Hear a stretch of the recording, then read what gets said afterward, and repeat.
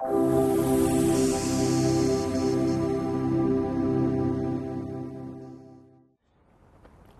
I'm Monk with TwistedMonk.com, and in this web video I'm going to teach you a basic chest harness.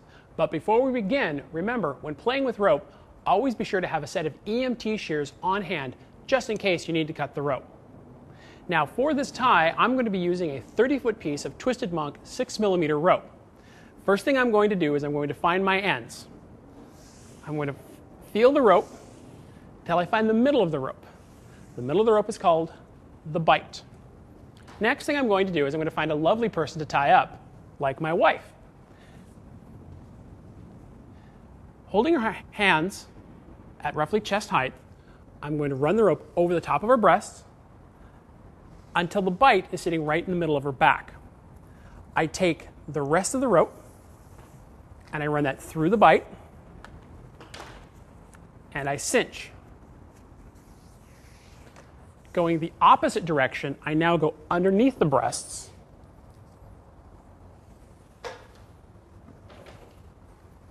until I come back to my back piece here. Running through the middle, I run through and go in the opposite direction.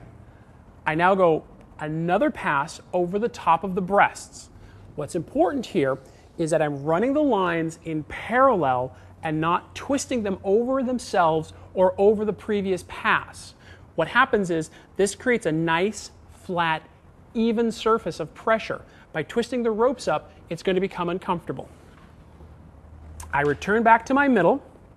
I come underneath and reverse directions over the shoulder. At this point, she can drop her hands, and I come around to the front of the harness. I come underneath. Now as you pass underneath, watch out for your ends so you don't whip your partner in the eye. Come underneath the bottom line. Give it a slight tug. I'm going to come back and grab my line. Now the whole time I'm keeping a nice, even tension. I'm not tugging too much. I'm not letting it go slack. We go over the other shoulder, back to our middle. At this point, I finish it off with an overhand knot.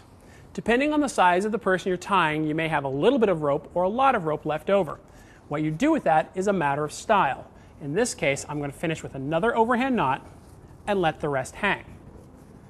This tie is a very comfortable tie that can be worn by itself or as part of a larger, more complex piece of bondage like the kind you will find in any one of the books that we carry on our site, twistedmonk.com.